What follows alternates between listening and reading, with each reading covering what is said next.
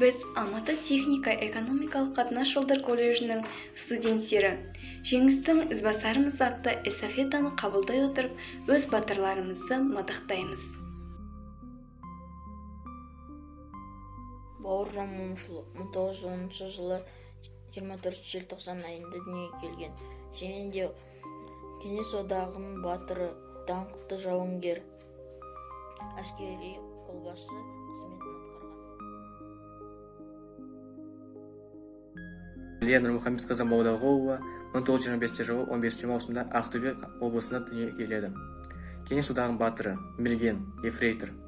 1943 жылы снайперлер дайындау мектебін бітіреді. Сол жылы 54-ші арнайы атқыштар бригадасының 4-ші батальонының снайпері болған.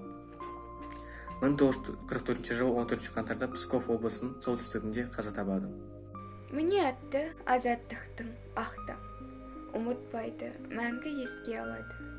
Ерлікпенен қаза тапқан шайқаста батырлардың ерен ісі жырлады.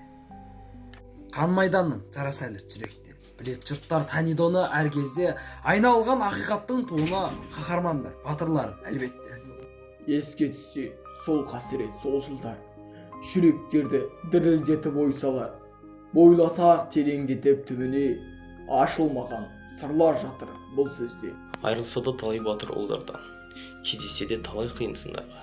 Сенімменен үмітпенен күтетін, естілетін асқақ жеңіс ұранын. Ер есімі ел есінде демекші, біз өз батырларымызды мақтан тұтамыз.